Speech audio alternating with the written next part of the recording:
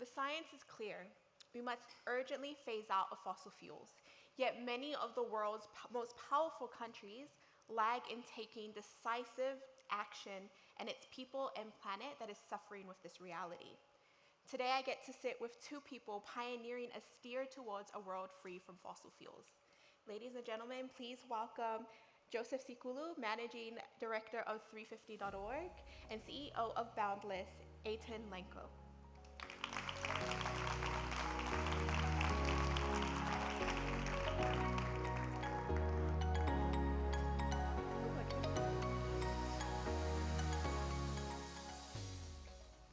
How are you both doing? Great. All right. Feeling good? Okay. I guess we can hop straight into it. And I have a question to start off this conversation. What role do you feel Australia should play in not only managing their own transition away from fossil fuels, but also supporting its Pacific neighbors in this transition? Maybe we'll start with you, Eytan. Yeah, sure. I mean, Australia's got huge responsibility. Obviously, we're part of a region, and our Pacific neighbours are bearing the brunt of climate change, probably even more than Australia is. And we've done 100%, definitely a lot more to cause climate change than our Pacific neighbours have. So there's a moral responsibility for us to think about the entire region when we act. But probably more than that, Australia is heading down this path, not fast enough, but we're going to get there, of becoming a renewable energy superpower. And the expertise and the technology that we're learning how to deploy, we should be sharing that with our neighbours, and helping build the capability of the whole region so that we can all participate. Maybe the only thing I'll add there is that there was a report that was released last year, the Kimura report, that showed that for 0.7% of what Australia had given to the fossil fuel industry in subsidies in 2023, that entire budget could shift the renewable energy, that could shift 8 entire islands' economies to transition 100% to renewable energy. And that just goes to show how the scale of things. I think also what's missing in this country is definitely some visionary leadership to lead us in that direction, the political will to be able to get us there, and also conversations around the guidelines that should guide how we transition, because one thing we can't let happen in this renewable energy transition is the continued extraction and dispossession of Indigenous people on their land just to meet our energy needs. And so there's a lot Australia can be doing. Absolutely. And speaking of the Pacific, Joe, we were together in Nandi just 2 weeks ago, along with members of civil society from across the Pacific. Could you tell the audience a little bit more of what this gathering was about and what this group of civil society were doing together in Fiji?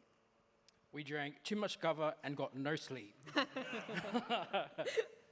But it was a really great gathering. As a Pacific climate warrior, when we were envisioning what our network could be, and we're having conversations with Fenton, who is the architect and who you know of our movement, we knew that success of our movement would be when we were no longer needed, when we will just become a stepping stone onto greater things. And our warriors have done that, gone into policy, gone into government, gone into NGOs, doing incredible things at so many different levels, yourself included. And when I walked into that strategy meeting, it's the first time I've been to a meeting and not had to do anything, but just sat there and witnessed this incredible group of young people who I grew up with in the Pacific Climate Warrior Movement take on this huge thing like the Fossil Fuel Non-Proliferation Treaty, and to have to think strategically about it, but at the center of it, always center the values and principles we have grown up with as Pacific Climate Warriors. And that was important for me. One thing I also know to be true is that this climate crisis was created by decades and decades of corporations and governments working together to make legal the extraction, dispossession, and destruction of Indigenous land. And if we're going to shift that, we need to challenge those laws and disrupt those frameworks. And one of the ways that we are trying to do that was the Nayayuli Declaration and the Fossil Fuel Non-Proliferation Treaty, by being really forward, asking in what we want and propositional in what it is that we need from this world. But how it was for me can also be seen by the incredible people that were in there, and I think we have a bit of a video to share when you're ready, please. Amazing. So you brought a video with you.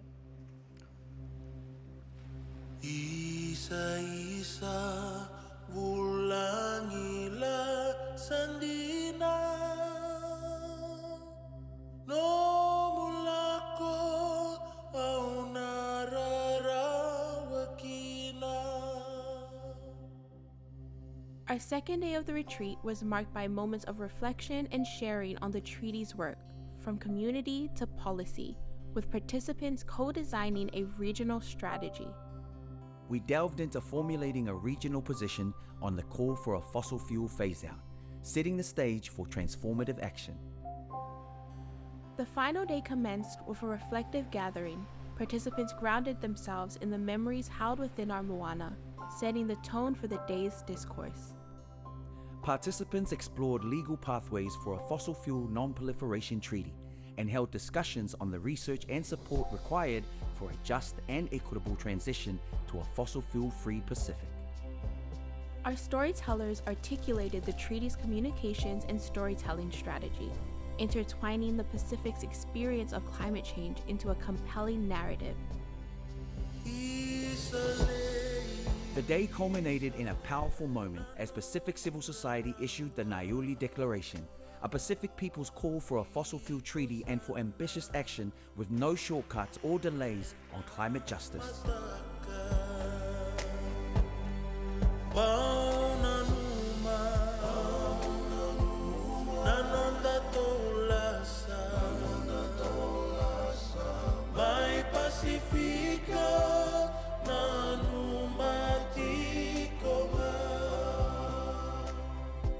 As we embark on our 2024 voyage, the Pacific has once again issued a challenge to the rest of the world, becoming the first region to have a united call from its civil society groups for a fossil fuel non-proliferation treaty.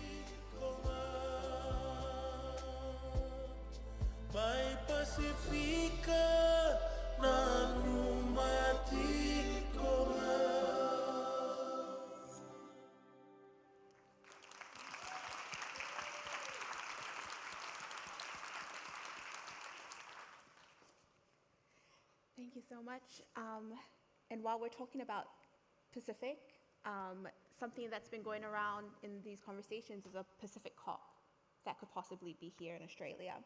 So with talks of Australia hosting a Pacific COP in 2026, what do we need to see from the country in terms of leadership to ensure the government meets the gravity of the moment? And maybe I can start with you.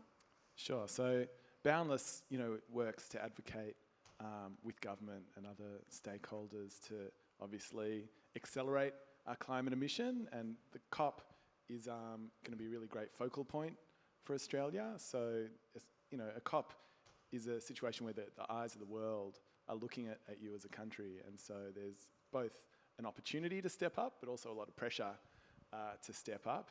And if we look at where other countries that are undergoing this transition from a fossil fuel economy to a clean economy, the kinds of things they're doing. So look at America with their Inflation Reduction Act and the EU with similar initiatives. Australia still hasn't stepped up with that statement of intent and funding that we're going to transform our economy at that speed and scale. And so I think that's what we need to make sure that we're stepping up for, as well as I said before, and that should incorporate not just Australia's transition, but also incorporate our whole region, because it is meant to be the Pacific COP. And one thing we know is that Australia is going to use COP to really sell the story to the rest of the world that it is a leader in the transition and renewable energies and in doing that.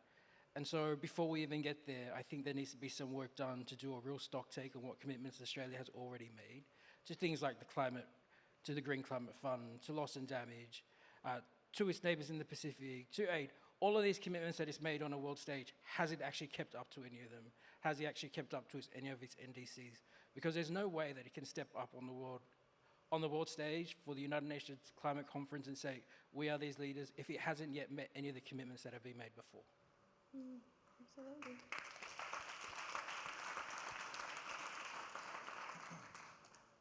And so, shifting gears a little bit towards hope and action, what message of hope and action can we offer future generations facing the climate crisis? So the mission of Boundless is for Australia to be on track to being a renewable energy superpower by 2030. You know, for a long time, the narrative around climate action was one of basically, you know, sacrifice, that we need to turn off our lights, do less. And really, if we embrace renewable energy, cheap renewable energy, there's this potential for abundance, obviously responsible abundance, but an abundance of energy and the ability for us to rethink the way Australia structures itself as an economy and as a society. And so imagine if we have this world where, well, this Australia, where we're no longer the world's third largest fossil fuel exporter, but we're the world's largest exporter of products and industries that are based on clean, renewable energy. That's well within our grasp. And, you know, I think we're all seeing around us as we make this change, it's actually a better world we're moving to. EVs are better than petrol cars. Induction cooktops are better than gas stoves. So in so many ways, we're moving to a better world. We just have to keep up the pressure and the pace to make sure we get there as fast and as fairly as possible. I need somebody to continue to sell this picture of this world to me, like this, that we're moving towards. Because to our youth, I have no words of hope to offer. Because sometimes I feel like I don't have any myself. But our challenge is to every day just stand up and look in the mirror and see in front of there is everything you need in order to carry you forward. And it's not my words that will help you, or what I'm telling you to what you should do, or selling you a vision. Instead, just recognizing that in the mirror is the hope that is needed for this world. And if you don't continue to do what you are doing, or if you don't continue to get up there and say things, or stand up, or march, or protest, or disrupt, then this world is going to be a far off worse place than it is today. And we may never see the fruits of our labor, but it doesn't mean we shouldn't be sowing those seeds and tending those gardens, because one day somebody will, and it may not be us, but they will look back and be grateful for it.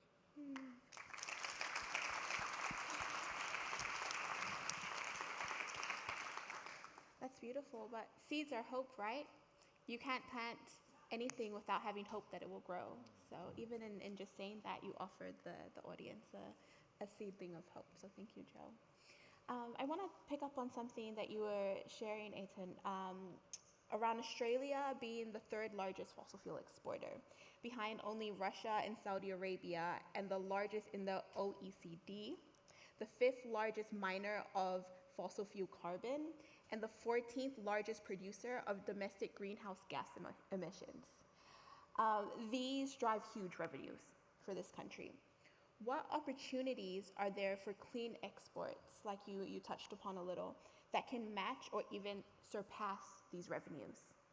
Yeah, I think for all of us that have grown up in Australia, we always think of ourselves as the good guys. We've got a nice, kind of really nice, good image in the world. But really, you know, when you realise that we're the world's third largest fossil fuel exporter, 5% of the world's emissions originate from Australia. Like, we're really not playing a super positive role in the world, at least when we're talking about the biggest problem of our time. The great news is that, you know, Australia is lucky in the sense that we've also got the world's best renewable resource. Australia is a very sunny and very windy country. And so we actually have the potential to decarbonise 8% of the world's economy. So we can go from being, you know, -5 to +8 kind of thing. It's a big turnaround. And that's the whole theory behind Australia being a renewable energy superpower. But even though the Prime Minister, when he won the election and he said in his acceptance speech, Australia can be a renewable energy superpower, we're still not seeing that decisive action and funding at the scale that we need to do that.